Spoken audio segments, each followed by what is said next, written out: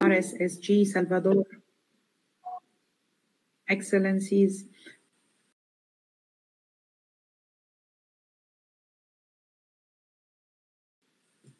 je vous remercie de me donner l'occasion d'intervenir sur la situation en Haïti. Conformément à la résolution du Conseil de sécurité de 92 de 2023 et renouvelée par la résolution 2743 de 2024. Depuis ma dernière intervention devant ce Conseil, la violence en Haïti n'a cessé de s'intensifier. Les différentes coalitions de gangs poursuivent leurs efforts pour étendre leur contrôle sur des territoires stratégiques et même des confrontations mortelles entre elles, contre la population et contre les forces de l'ordre. Les gangs recourent également à des tactiques de plus en plus brutales, comme l'attestent les massacres horribles, notamment celui de 115 personnes par le gang Grand Griffe en octobre dans le département d'Artibonite, ainsi que l'exécution de plus de 200 personnes dans le quartier de Wharf Jérémie en décembre, comme vous les avez entendu. En parallèle, l'expansion territoriale de ces gangs reflète une action calculée, plutôt qu'une violence arbitraire, favorisant le contrôle des ressources et la collaboration avec les élites politiques et économiques.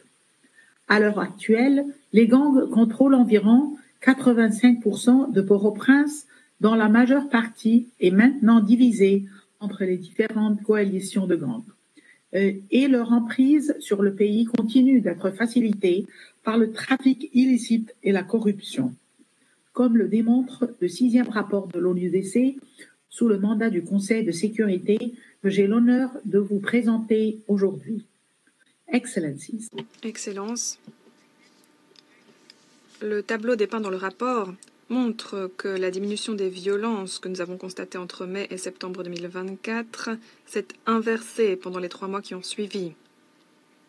Parmi les évolutions les plus notables, on peut en mentionner une. La coalition du gang Vive Ansam a intensifié ses attaques et contrôle maintenant des zones clés à Port-au-Prince et aux alentours, y compris 2 points qui sont des goulets d'étranglement en dehors de la ville qu'ils utilisent pour faire pression et pour étrangler les zones qui ne sont pas encore sous leur contrôle, comme Pétionville.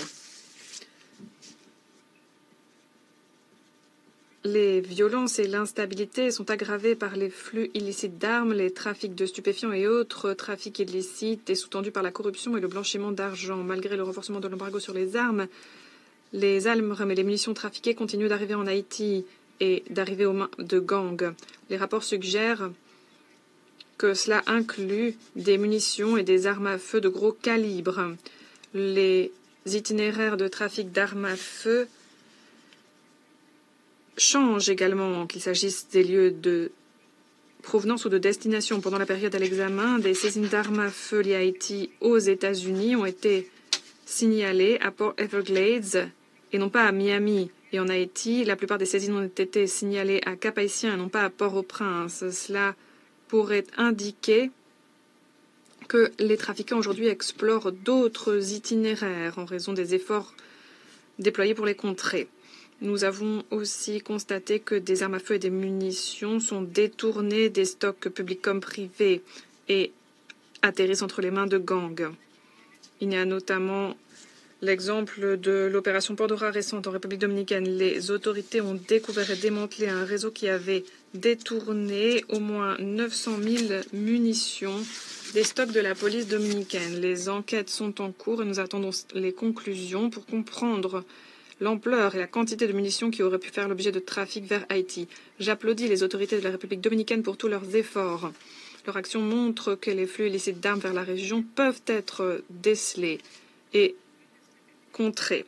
Cependant, c'est un fait, les armes et les munitions continuent d'arriver en Haïti. Haïti a besoin de davantage de capacités pour enregistrer, contrôler, tracer les armes à feu et les munitions, y compris les armes saisies et les stocks privés, et pour rassembler, demander, analyser les données en matière de saisine d'armes à feu.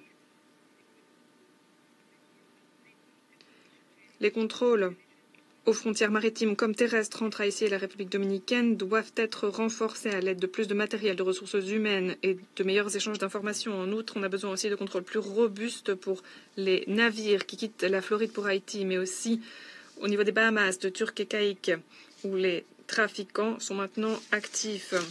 Mesdames et messieurs les membres du Conseil, la violence en Haïti continue d'être aggravée par les marchés illicites, notamment le trafic de stupéfiants. Au fil des dernières décennies, les acteurs criminels se sont tournés vers Haïti et les preuves montrent maintenant ou suggèrent qu'un petit groupe d'individus continue d'avoir une influence considérable sur le trafic de stupéfiants haïtiens depuis les années 1980.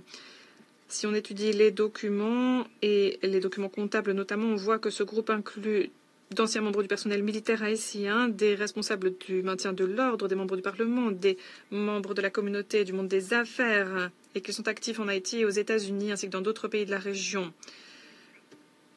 Il faut absolument briser ce cercle qui existe de longue date et qui est profondément ancré si nous voulons endiguer le flot de stupéfiants vers Haïti. Certains signalements indiquent que des acteurs politiques et économiques clés en Haïti utilisent l'industrie de l'anguille pour blanchir les profits obtenus grâce au trafic de stupéfiants. Les autorités haïtiennes doivent commencer à analyser les informations concernant un blanchiment d'argent lié au trafic d'espèces sauvages et illégales. Monsieur le Président, l'insécurité, l'instabilité et les difficultés économiques continuent d'entraîner une fuite de la population d'Haïti alors que les politiques de migration régionale affectent la nature de leurs voyages. Les clôtures de l'espace aérien, les politiques migratoires plus dures ainsi que les contrôles plus stricts dans la région du Darien Gap et la clôture de l'aéroport international de Port-au-Prince poussent les Haïtiens à prendre davantage de risques. Les ressortissants d'Haïti sont de plus en plus les victimes de trafiquants d'êtres humains qui les poussent vers des itinéraires dangereux par mer vers des pays comme la République dominicaine, les Bahamas, la Jamaïque, Turques et Caïques, espérant ensuite gagner les États-Unis ou le Canada. Haïti est aussi le témoin d'une flambée très préoccupante du trafic d'êtres humains et notamment du trafic d'enfants par les gangs. Les gangs comme le 400 Mawozo, Non Brooklyn, Base d'Aliments et Village de Dieu exploitent la malnutrition ainsi que le manque d'éducation et le manque de supervision parentale pour pousser les enfants à rejoindre leur rang ou les tromper pour atteindre cet objectif. Ils utilisent aussi les réseaux sociaux pour recruter et proposent parfois des récompenses de plus de $200. En 2024, l'UNICEF estimait que les enfants représentaient 30 à 50% des membres de gangs en Haïti, après une augmentation de leur recrutement de 70% l'année dernière. Les lois prohibant le trafic d'êtres humains doivent être appliquées plus scrupuleusement via des unités correctement outillées et formées.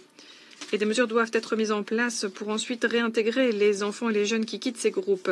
La corruption et le blanchiment d'argent continuent de saper les perspectives de stabilité en Haïti, tout en permettant les trafics et la criminalité organisée. Au mois de décembre, Haïti a fait un grand pas en avant dans la lutte contre la corruption avec la création du groupe interinstitutionnel anticorruption appuyé par l'ONUDC en collaboration avec le PNUD et l'Organisation des États américains. Nous espérons que ce groupe pourra donner une nouvelle énergie à la quête pour l'intégrité et la reddition de comptes. L'unité anticorruption d'Haïti, appelée ULCC, est d'ores et déjà à pied d'œuvre avec d'autres autorités haïtiennes pour lutter contre la corruption malgré les circonstances difficiles. Au mois de novembre, la Cour pénale de Hinch a condamné un inspecteur du Directorat général des impôts à 4 ans de prison pour détournement de fonds publics.